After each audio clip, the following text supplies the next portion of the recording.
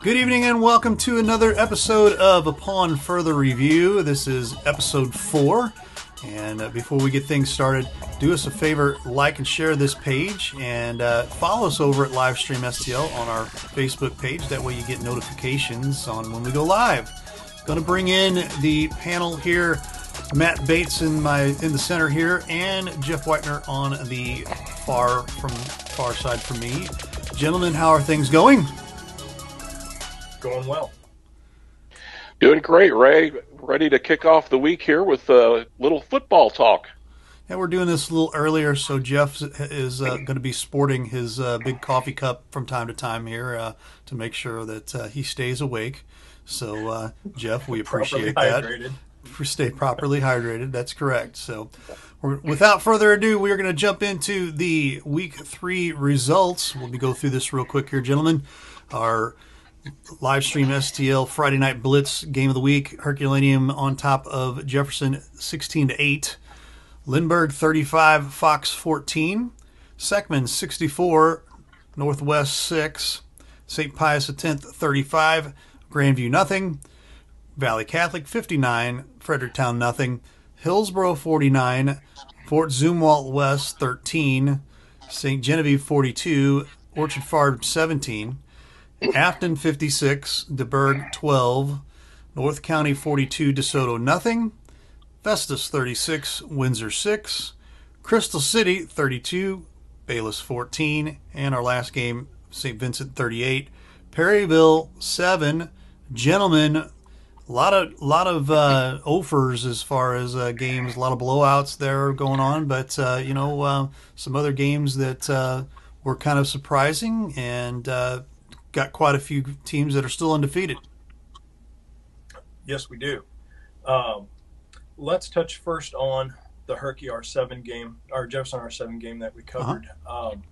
That was a tight game in between the 30-yard lines. That was a game where I think even some of our pregame notes, it was at least one of mine was if you could stop Jackson Deering, that kind of would flow down to potentially stopping Lucas Barr as well. But the other dynamic is that you could do that, but nobody figured out a way to really contain Mike Maloney, who was at least the player of the game on at least for Herculaneum. 15 carries, 49 yards, and then 13 tackles on the other side of the ball, and is now he's tied for 5th in the area in total tackles. So as much as Deering was held in check. I mean, he was 11 for 21, only 95 yards passing, and 9 carries for 19 yards rushing. I mean, it was a credit to the R7 defense as well, but it just like they had a hard time sputtering on their offense as well, and Herky just made the most of what little opportunities that they had. Absolutely. I'll let Jeff I agree. say the same thing. Go ahead, Jeff. Yeah, I was going to say I agree with Matt on that analysis for sure. Mike Maloney, to me, was the difference maker in the game. It's a situation where you've got on the Herky side of the ball, they adapted. They figured out a way to win in a way that they hadn't won this year so far, and they were able to take what the Jefferson defense, which the Blue Jay defense played a very good game. They were able to take what the defense gave them and capitalized on that. And in this case, it was Mike Maloney. And as you mentioned, Mike Maloney, a force on both sides of the ball. He's always been a great linebacker ever since he was a freshman for the Black Cats. And, it was all about heart and determination and a knockdown, drag-out fight. And for Jefferson, they're 1-2 now. However, there are some good takeaways from this game. Carson Hafner, the rookie quarterback, the sophomore, he took his lumps in that game, but he was a warrior. He stayed out there. He took some big-time hits from the Herky defense. So that's something for him, definitely moving forward, that is a plus for the Blue Jays. Yeah, I agree. I mean, I think, Herky knew that they were probably going to be having, the Jefferson defense targeting, they're going to target Deering, they're going to target Lucas Barr, and they knew that going into that particular game. But I think they found ways to get creative, got Mike Maloney going, and he definitely shone bright in this particular game. I was surprised that from the time to time you mentioned this texting to me during the game, Jeff, that they throw Lucas Barr from time to time, and I didn't pick up on that until this particular week. So you throw Lucas Barr in there to run the Wildcat. Sometimes it was effective, for the most part. I mean, I think it was trying to just give them a different look, to maybe, shake up the psyche a little bit more than anything else. But definitely, pushing that button to Mike Maloney, I think, was definitely the right call and the difference in the game. So, very good game there for the Herculaneum Blackcats. We'll move on here to any of the other games here that you guys want to take a look at as well. Well, I guess let's chat about a couple of the undefeated teams, and I'll do the proverbial handing of the ball off to Jeff to talk about the Hillsboro game. They had a tough test, at least on paper, it was going to be a tough test against Fort Zumwalt West, and they wind up victorious in that, 49-13. Was a relatively tight game. It was 14-7 at halftime, but the 28 points by Hillsboro in the fourth quarter just really seemed to seal the deal for them. And Austin Romine, 10 carries, 111 yards. Seems to be doing dynamite in a small package. What's your take on that, Jeff? Well, yeah, that game was actually a very close game going into halftime. Fort Zumwalt West was hanging with Hillsboro, but that Hillsboro offense just wears you down over time. It's that 1-2 punch, that thunder and lightning that Romaine and Patterson bring to the table, just too much. And we talk about those two, but we don't really talk about the quarterback enough for Hillsboro and Preston Brown. And he's quietly having a very good season himself. He's only passed the ball 29 times, but he's 22 for 29. And he's actually third in the whole entire metro area in passing ratio. 6 touchdown passes, only 1 interception, and a quarterback ratio of over 165. So I wanted to mention Preston Brown, too, in his play. Because we always hear about the backfield, and he's been a vital part of that Hillsboro backfield. Yeah, and again, Hillsboro's just total collective offense seems to be like dynamite in a small package. 8 for 10 for 87 yards passing and a TD doesn't sound like much of a day, in the pocket. But when he also pulls down the ball and has 10 carries for 93 yards. That's the dual threat that if he's going to pull it down, you have to be ready for the pass. But when you got a team that's averaging close to 9 yards a carry for the game, that's pounding the ground pretty good. And then when you do put the ball in the air, you're doing it effectively and you're doing it accurately and getting yardage as well on that. So kudos to Preston Brown and manning the helm on that ship over there for Hillsboro, and really, I would say, taking it to a tough Fort Zumwalt West team. And it's also a game where, you got a large school. It's got to travel like almost an hour plus to get up there. And so, this wasn't just a short trip for them across town either. This was a game that had some distance. You're going into hostile territory. And so, again, kudos to Coach Sucharski and coming down with the win against them. Yeah, talking to him a little bit this week, you have the important pieces you guys have already talked about: Jackson Patterson, Austin Romaine. You've got your quarterback play, but also a lot of these guys play on both sides of the ball, so you can't leave out the defense in this. And I believe that that second half, we were kind of monitoring the game from time to time throughout the night, Friday night, but you kind of saw it was kind of give and take. Well, second half, they just pretty much took over. And I believe that probably attributed to not just running down, the Fort Zumwalt defense, but, the Hillsboro defense, rising to the cause as well. So you've got a lot of kids over there that play both ways, Romaine and Jackson Patterson as well. So, those guys, they like to tote the rock, but they like to take that rock away too. So That's my take on that one there. Hey, we're catching up here with Coach Bill Sucharski from the Hillsboro Hawks. How you doing, Coach?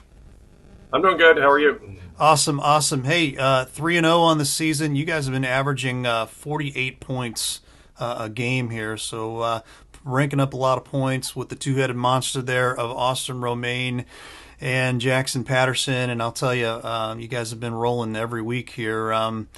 Give us a little bit of on the season so far for these 3 games. So far, like you mentioned, the offense has been playing pretty well. We've actually, the last couple of years, obviously Jackson and Austin have been big bell cows for us on the offensive side of the ball, but we've really done a good job of getting other kids involved offensively.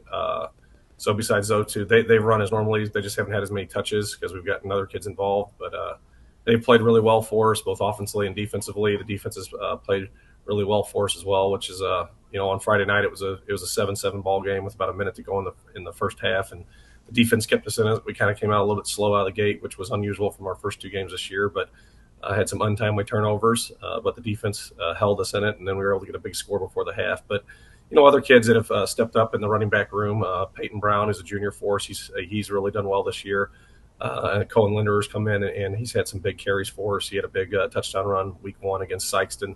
And then we've been able to move the ball in the air, averaging over 100 yards a game in the air, which is a lot better than what we've been in the past. So Preston Brown, he's done a really good job at quarterback for us. And, I think we've got 7-8 kids who've already caught passes on the year. So he's distributed the ball real well. My son, Sucharski's had a couple touchdowns, Blake Larson, and he had a good game. Jackson out of the backfield had 5 catches last night for us, able to hit the tight end. So, those guys have done a great job. Dalton Ross, he's a junior receiver for us. I think he leads our team in receptions right now, and he's got 2 touchdown catches as well. So those guys have done a really outstanding job spreading the ball around. Coach Anderson's done a good job getting those guys all involved in the mix, and we just hopefully continue to improve with both the run and the pass game.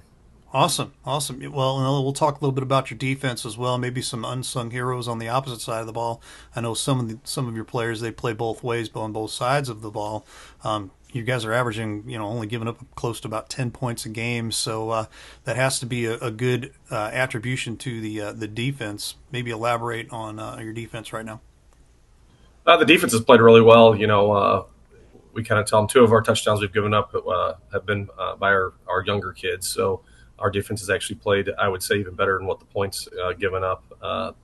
They gave up 1 touchdown as a starting unit week 1. They didn't give up any week 2, and they were able to hold a very what I feel is a very good offensive football team in France or Fort Zumwalt West to a touchdown and 2 field goals last night. So they played really well on the D line. Alex Medina, he's played really well. Hunter Reed has as well, and then our linebacking core, which we return a lot of those guys from last year between Austin, Jackson, Peyton Brownsman, and our Kenyon Stout's a real smart player for us. He's been a 2-year starter at our outside linebacker spot.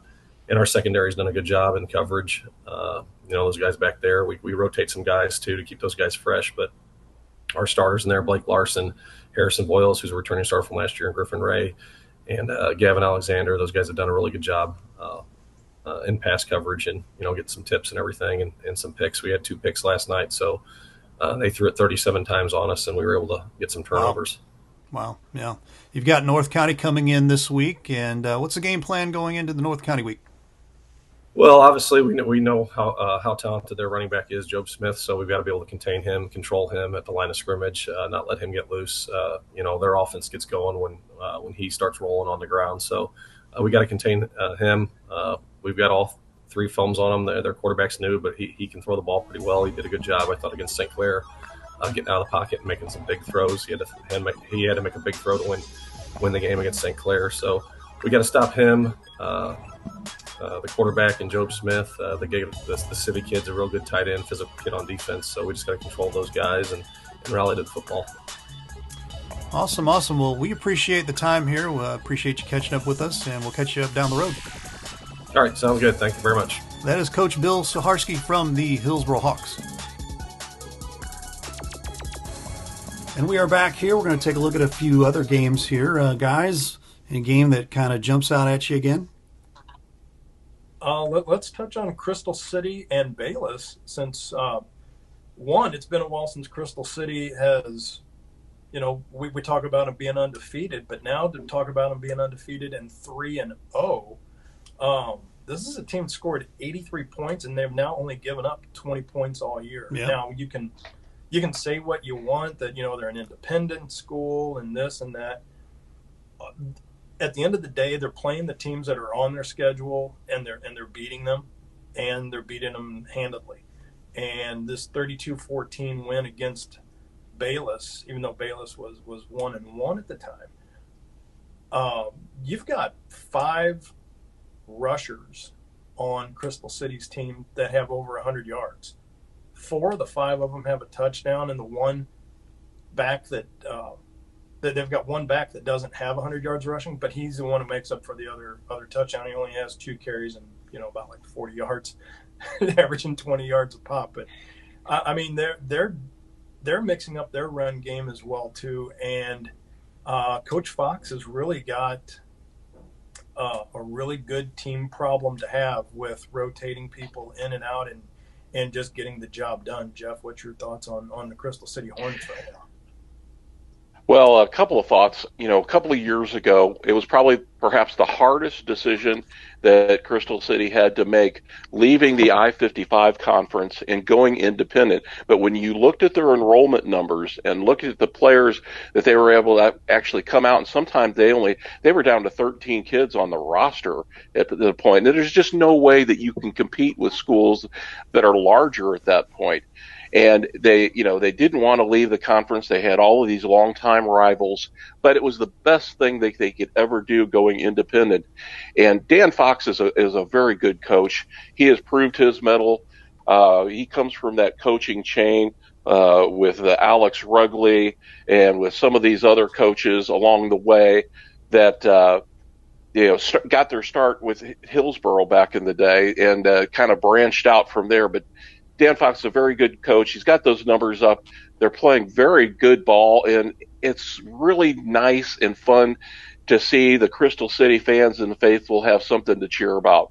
And a 3-2 start is great. And, their final game of the regular season, they're going to have to play Herky. And that'll really be a nice test to see, going from an independent schedule back to an I-55 team, just how far they've progressed. You're exactly right, Jeff. And because looking at their upcoming game, they play Confluence, a team that's been shut out both games. They've been outscored 85-0 all year. But Crystal City's got to go up to Confluence. They've got to take care of business. And you're right. At the end of that last game on the schedule, I guess call that your playoff game, if you will, right? Well, in a sense, yeah. I mean. Yeah. Go ahead. And I totally agree on the thought process too. I mean, whether they're independent, they're now putting the juice on the table for all the boys to drink now to develop a winning environment, whatever it takes. Again, put the program on the map, because you were like a heartbeat away from having the pug pulled on this athletic team. And, at the end of the day, there's boys that do want to play football. And, part of going to your school is that, to be involved in athletics like that. And so I think that was a good job by the school to at least make the decision to go independent. And you're seeing the results that it's having for the kids that are now able to participate. Yeah, I agree too. I think that the importance of that, it was not, they weren't just throwing in the towel. It was just like, we're going to do this rebuild, and we're going to try to do the very, very best that we could to turn this thing around and make it be something successful, and definitely has dividends right now. It's paying off, and kudos to Crystal City and the coaching staff over there right now as they roll into week 4 at Confluence. Moving on here to another game. Gentlemen? I would look at the North County DeSoto game and bridge that into the Festus Windsor game, because to me, DeSoto, coming off of, they started the year beating Bishop DeBerg 42-12, but then they lost to Sullivan 38-0. And Sullivan had only allowed one TD. North County had beaten Farmington. They'd beaten St. Clair. They came in 2-0. But I thought DeSoto would have been a little more competitive in this game. I was not expecting a shutout. I mean, maybe like if you would have told me 14-0, something like that, okay. But just 42-0 was a bit of a mind blower when I saw that one.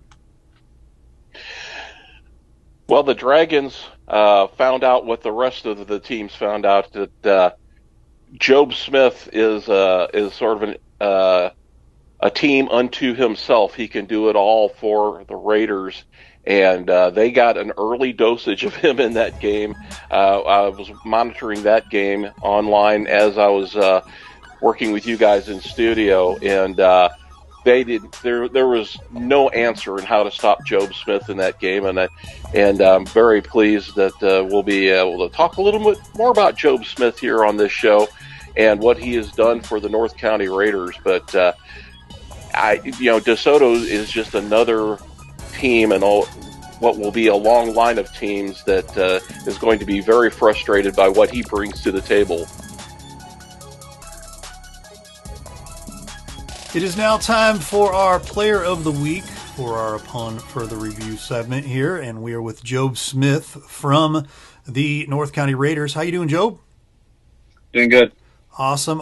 Hey, we took a look at some of your stats here. My gosh, goodness, scoring, you are fifth in the area here in scoring with scoring. You have 58 points on the season here, 9 touchdowns so far.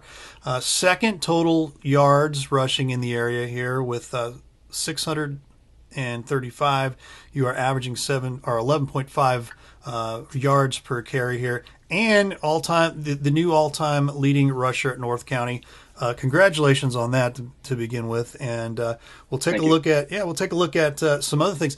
Looking at all the offers that you've got going on here as well, you've got an offer from Valparaiso, from Culver Stockton, Southwest Baptist. Have you made any choices yet? Not yet. I'm still waiting on better opportunities and hopefully get the best one. Well, that's okay, and you got plenty of time there. So, first big question here for you. Talk to us about the North County Raiders football team and the season the team's having. Let us know how things are going down in North County.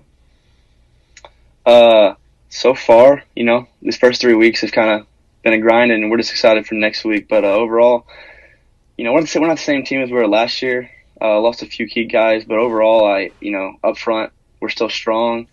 And Jack Moore, our new quarterback, he's played a big role so far, and we're just hoping to make a big run like last year.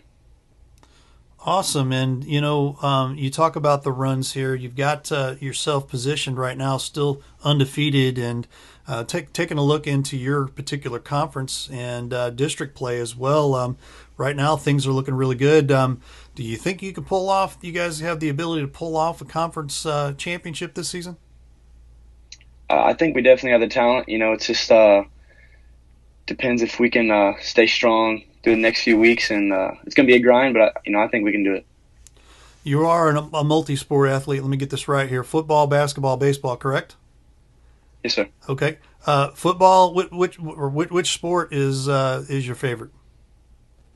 It really just depends. I think during the season, obviously, right now during the fall, football is definitely on top. But I think as we move on into the winter months, I think basketball kind of takes over, and then to the spring, I think baseball. Well, and one of the things that we kind of found out about you, you do a really good job of marketing yourself. You're not in an area here like you're not in St. John, you're not in down in Cape Girardeau, you're not in St. Louis. You're kind of in a rural area, and from what we're gathering, I mean, you do an amazing job of letting coaches out there know about you and everything. It's hard for athletes outside the major metropolitan areas to get noticed by recruiters. So do you have any advice that you would like to give out, maybe to other rural athletes? We'll leave it at that, on how to market yourself and get noticed? I think one of the most important things is just reaching out. Just social media nowadays is a very important thing, especially Twitter. If you follow a coach on Twitter, and just hopefully they're their messages are open. You can send them a message, introduce yourself. But other than that, going to camps, just hopefully you do well there, and overall just boosting yourself and making sure your Twitter page looks as good as it can, and that's about it. There you go. There you go. Good job.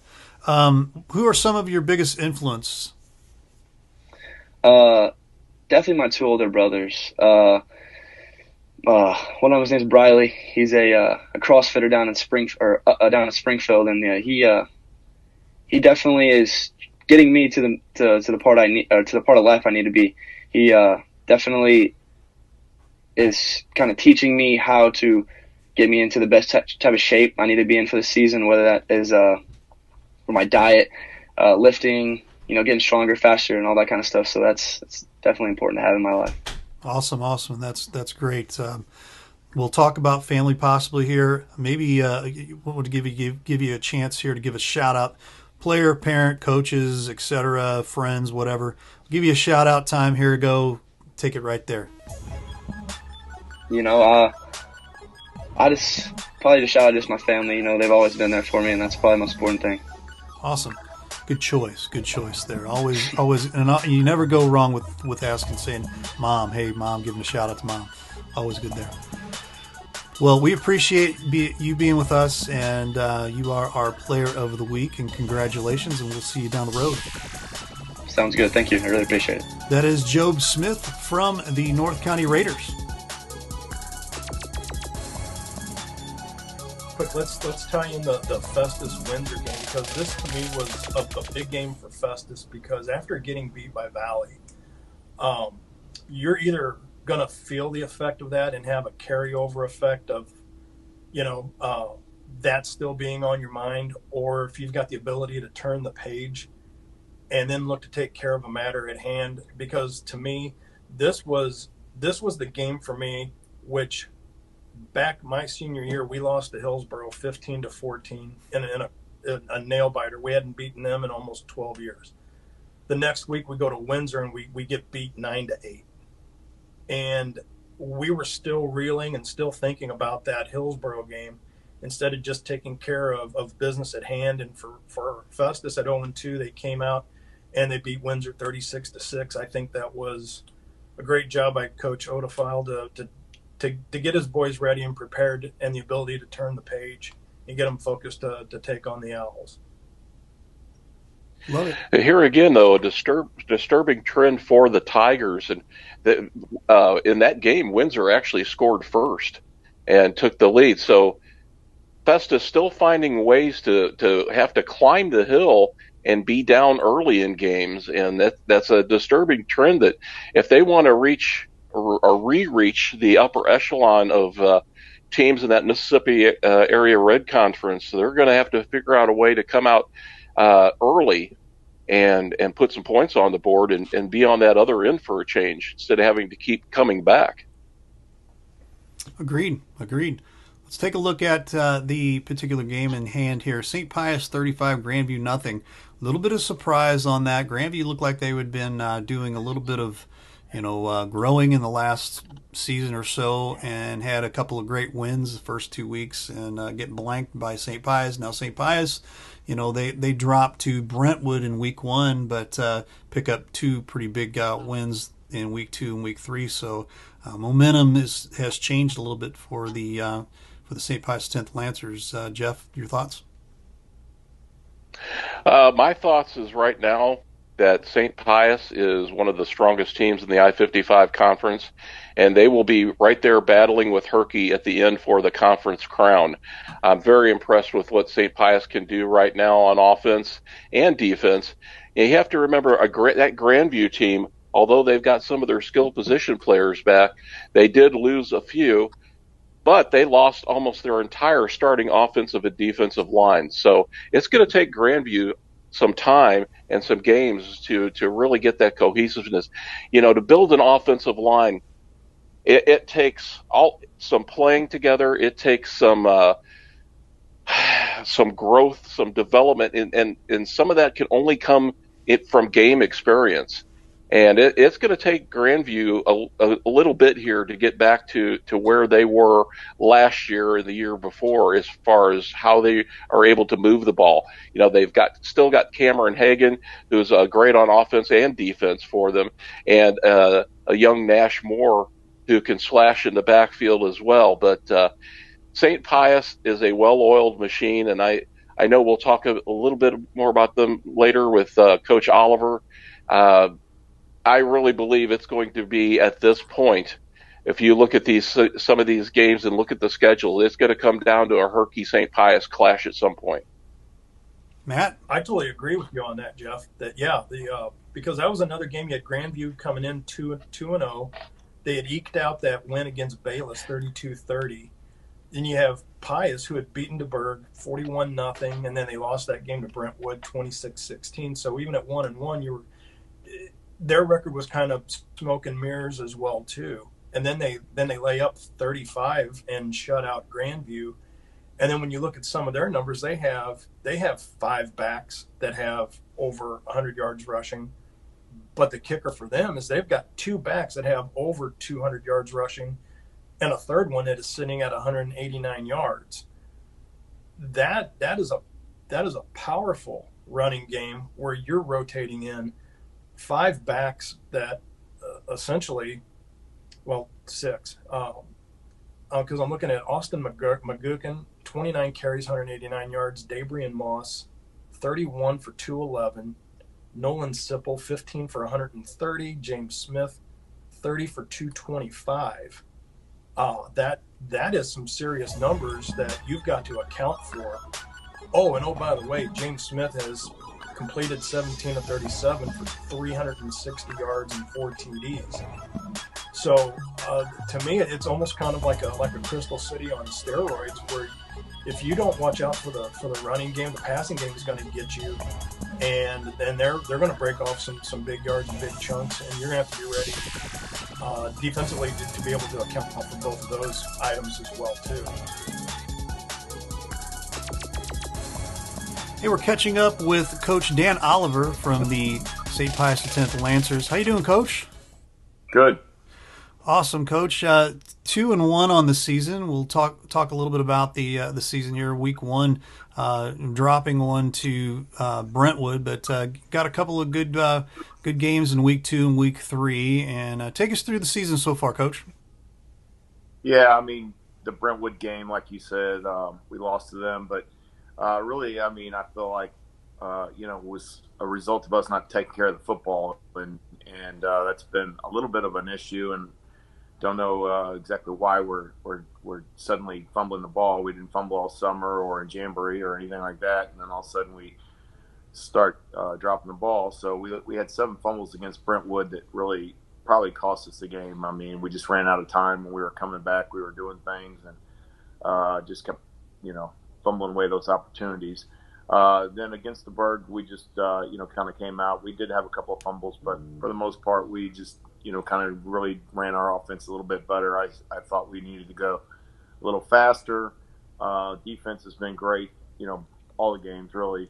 But last week we sped up on offense a little bit, I felt like, and then our defense was just outstanding. Gave us the ball short field lots of times, and were able to convert, and get out of there. Awesome. It seems like this season you've got a plethora of weapons. We're taking a look at some stats here right now. There's touchdowns by 1, 2, 3, 4, 5, 6, 7, 8 different people in 3 weeks. That's not a bad situation to be in. Your top 2 in Dabrian Moss and James Smith having 3 touchdowns on the season already, plus James Smith, coming from the quarterback position as well. So take us through maybe what you're seeing with that. Is that something that you guys are kind of looking to? Is just mixing the ball around to whoever's going to work?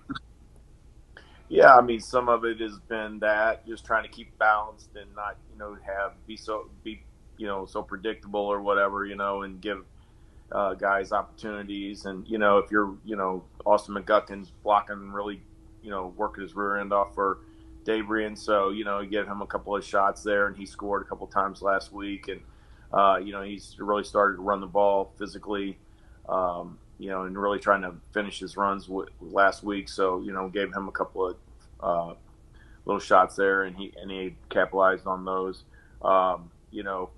Eli Frimel's been, a good target for James. And then I think Mercio slipped in there and got a couple of touchdowns. And, there's some other guys too. Matt Mariani, we haven't got the ball to him very much, and Matt's going to be a good weapon for us going down the road. And Connor Hamilton as well.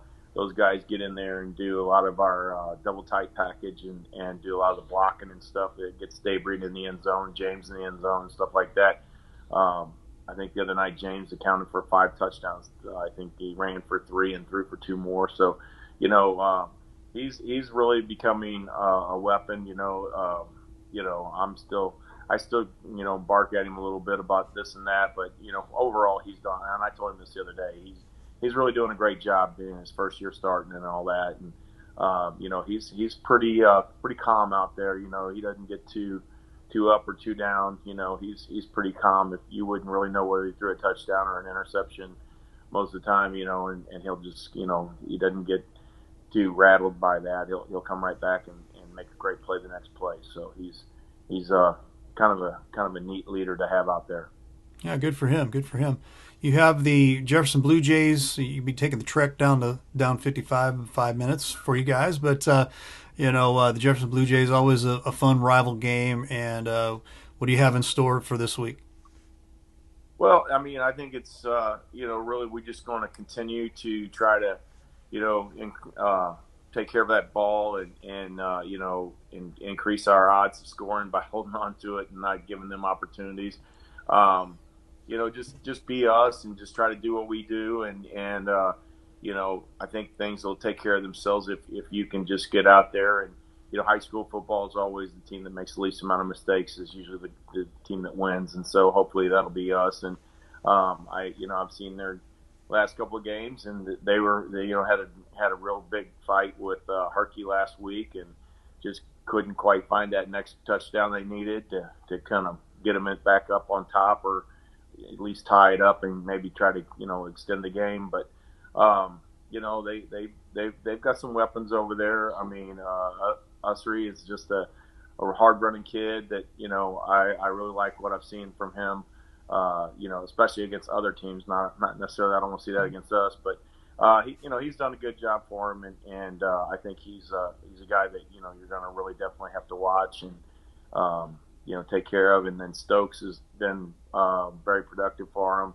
Havener did a good job. He's got some wheels, so when he gets out there to run, he's done some good things. It's just the same old thing, and it doesn't really matter what everybody's done. It's kind of like Cubs, Cardinals, or whoever. They can, when they get together, things change. It doesn't matter what the standings say or what the records are. It's one of those games that everybody's going to rise up and probably give their best effort, and I hope we're there to match. Absolutely. Well, good luck to you this week, and we'll catch up with you down the road.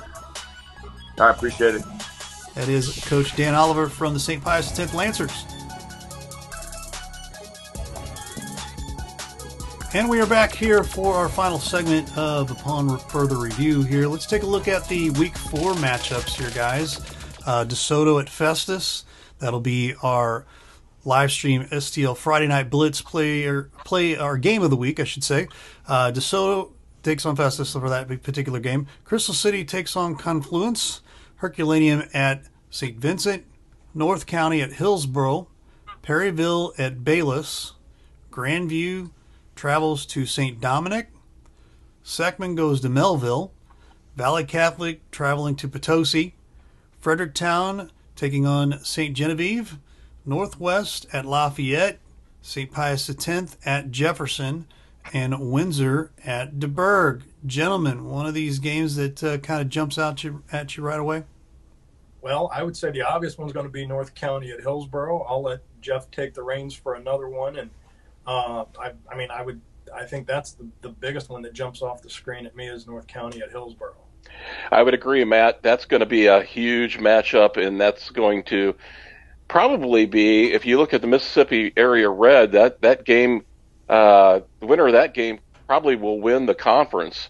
Both those teams not in the same district, but That's going to be a great matchup.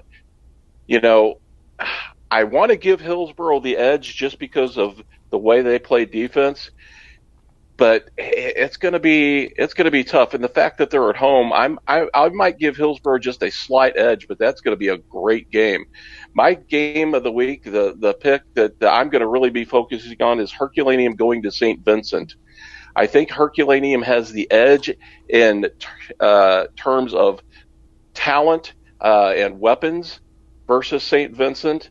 However, you're going to Perry County, and anytime that you're getting down there, any team from Jefferson County that heads down there usually has a tough road to hoe, and it's going to be difficult. St. Vincent's going to show out for that game, and I I think Herky can win if they play it like they played last week against Jefferson. Jeff, I agree with you, and I think if Herky was playing this game at home, I would give them the upper hand. I think Herky going on the road to St. Vincent on a team they haven't beaten since about 2014. I've got a really good feeling the Indians are going to be ready to take care of business. But one team is going to wind up 3-1 at the end of the day. Both these teams undefeated going in. I like your call on that game. My game flying under the radar is going to be St. Pius going across the street to play Jefferson R7. 2-1 St. Pius heading over to take on 1-2 Jefferson. And with the attack and the complete team that Pius is really turning into, I think this is going to be a really good test for Coach Atley to get his boys ready after the tough game against Herculaneum, losing 16-8 in that one. Yeah, Matt, I believe that's going to be another low-scoring, very physical contest like we saw last week at Herky. A lot of big pops, big plays. You know, Herky looked at Jefferson as a team they had to get over the hump against. For Jefferson, the biggest rival and the biggest measuring stick every year is how they do against St. Pius. So that's always a fun game. I think St. Pius has more weapons this year than Jefferson, but anything could happen at home. And I think this is going to be just another low-scoring physical match. I agree with that. Agreed. Let's take a look at my pick to click here. I'm gonna go at that Crystal City Confluence game. Could Crystal City walk away 4 weeks in a row undefeated? Don't know a whole lot about Confluence, but the way Crystal City's playing and the way their schedule is kind of designed right now, it's kind of designed for success. So I think we might have just a few more teams left undefeated after this week, but I think Crystal City might be one of them. I would agree with that. Looking at, again, with Confluence being shut out both of their games, at least the first 2 weeks that I could see, well, because they've only played 2 games, even though we were in the middle of the 3-week schedule. But being outscored 85-0, and that's the only thing I can find out about because there's no other stats, not even a roster available. So I say just Coach Fox go up there, take care of business, and move to 4-0. There you go. I agree. I think we might see Crystal City looking at their schedule. They could reel off 5 or 6 victories here in the next few weeks. So excited to see what Coach Fox and his crew over there can do. Agreed. I agree. Well, it looks like those are most of our pick-to-click games there. We'll run that over real quick again, and that is our Upon Further Review Week 4 matchups. And as we wrap things up, thanks for being with us. We appreciate everybody watching tonight. And again, don't forget to like and share this page and follow us over at Livestream STL on Facebook for our anything that we post, because that'll go to your notifications and you'll know when we go live. So thanks again for being with us here on Upon Further Review. For Matt Bates, Jeff Whitener, and myself, have a great evening.